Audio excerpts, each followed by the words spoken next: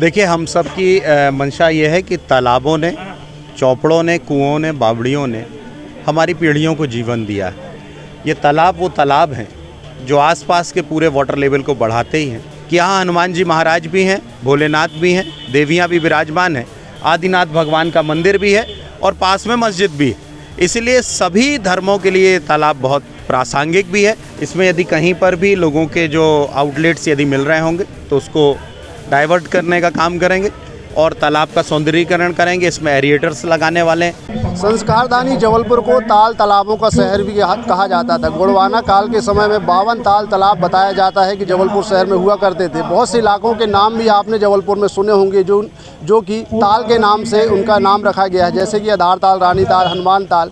ऐसे बहुत से नाम हैं जिनके नामों पर ताल जुड़ा हुआ है, यानी कि ताल तालाब बहुत सारे किसी समय पर जबलपुर शहर में हुआ करते थे। लेकिन कुछ अव्यवस्थाओं के कारण धीरे धीरे वह तालाब अब विलुप्त हो गए। लेकिन जो कुछ तालाब बचे हुए हैं उन्हें अब कैसे बचाया जा सके, इस पर किस तरह से जनप्रतिनिधि काम कर रहे हैं, वह मैं आपको बताना चाहूँगा। इस वक्त मैं जबलपुर के हनुमान ताल तालाब में के किनारे मौजूद हूँ। आप ये देख सकते हैं ये जो तालाब है, यह हनुमान ताल बहुत ही प्राचीन, बहुत ही पुराना यह तालाब बताया जाता है। यह सरोवर जो कि शहर के बिल्कुल बीचों बीच मध्य स्थल पर स्थित है और उत्तर मध्य विधानसभा का यह एक बहुत ही अच्छा पर्यटन स्थल भी कहा जा सकता है कि जिसे हनुमान ताल के नाम से जाना जाता है। अब इस हनुमान ताल तालाब को बेहतर तरीके से बनाकर उसे सुव्यवस्थित करने की जो पहल हुआ है यहाँ के क्षेत्रीय विधायक अभिलाष पांडे द्वारा की जा रही है। अभिलाष पांडे इस वक्त कार्यक्रम में जो कि भूमि पूजन करने के लिए पहुंचे हुए, तालाब का जीर्णोद्धार करने के लिए, इसकी गहराई बढ़ाने के साथ साथ इस प्रॉपर नई रिटेनिंग वॉल बनाकर इसे व्यवस्थित किया जाएगा। तो अभिलाष पांडे जी हमारे साथ मौजूद है। आइए सीधे चलते हैं और उनसे बातचीत करते हैं और समझते हैं किस तरह से वह इस तालाब को जीर्णोद्धार करने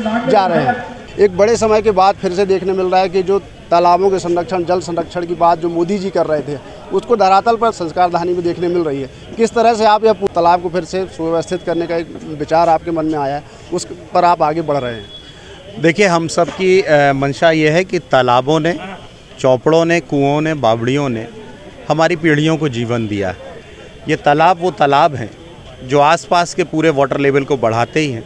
साथ ही पुरातन काल से यहाँ पर चारों तरफ मंदिर भी हैं, बने हैं। आप इसलिए इस तालाब का नाम जो हनुमान ताल कहा जाता है, वो यहाँ आस्था और श्रद्धा का केंद्र भी है। इसका जीर्णोद्धार करना मेरी नैतिक जिम्मेदारी है। मैंने अपने घोषणा पत्र में भी कहा था और मुझे आज प्रसन्नता है कि यहाँ हनुमान जी महाराज भी हैं, भोलेनाथ भी हैं, देवियाँ भी विराजमान हैं, आदिनाथ भगवान का मंदिर भी है और पास में मस्जिद भी है। इसलिए सभी धर्मों के लिए तालाब बहुत प्रासंगिक भी है और इसकी सुरक्षा करना जो ऐतिहासिक धरोहर है, ये हमारी नैतिक जिम्मेदारी है। आदरणीय प्रधानमंत्री जी का जो सपना है कि जल स्तर को बढ़ाया जाए, पर्यावरण को ठीक रखा जाए, जलवायु नियंत्रण किया जाए, उस दिशा पर तालाब की भी अपनी महत्वपूर्ण भूमिका होती है। आज उसी दिशा पर हम काम कर रहे हैं।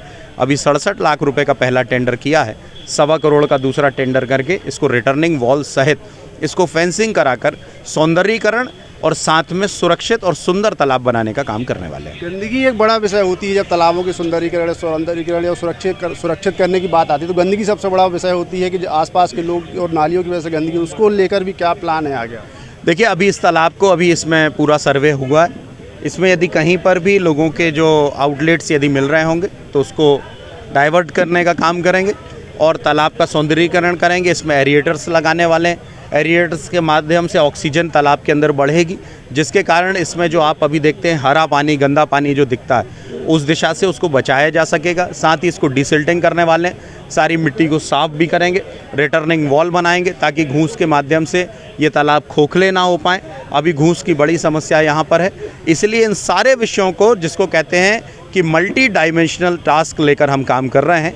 बहुआयामी दृष्टि से इस क्षेत्र का विकास हमारा मॉडल है और शिक्षा, स्वास्थ्य, सुरक्षा, सेवा और संस्कार पर उत्तर मध्य विधानसभा काम कर रही है।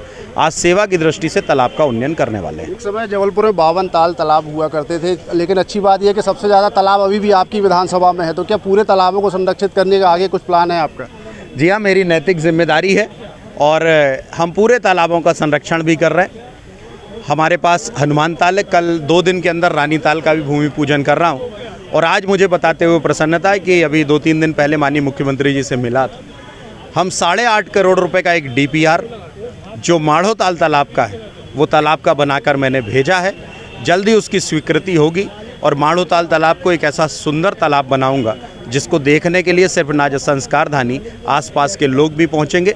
मेरी जिम्मेदारी है कि मैं तालाबों के उन्नयन के साथ साथ वाटर लेवल का भी मैनेजमेंट करें। उत्तर मध्य विधानसभा प्राचीन विधानसभा है, पुराना शहर है, इसीलिए इस शहर के अंदर वाटर लेवल के ये बड़े स्रोत हैं जो हमारी धरोहर हैं। उन धरोहरों को संरक्षित संवर्धित कर आने वाली पीढ़ी को हम सौंपेंगे। ये मेरी नैतिक जिम्मेदारी है। बहुत बहुत धन्यवाद। हमने बात की विलास पांडे जी विधायक है उत्तर मध्य विधानसभा। साफ तौर पर कहना है कि अभी जो जबलपुर शहर में 52 तालाब जो हुआ करते थे, लेकिन अभी भी उनकी विधानसभा में सबसे ज़्यादा तालाब जो कि हनुमान ताल ये एक तालाब जैसे कई तालाब उनकी विधानसभा में और भी है, उसे भी सुरक्षित सौंदर्यीकरण करने के साथ साथ उनका रखरखाव करने की जिम्मेदारी की बात वो कर रहे हैं और जल्द ही उन पर भी कार्य शुरू किया जाएगा। कैमरामैन सतीश सराठी के साथ धर्म गौतम, IBC 24 जबलपुर।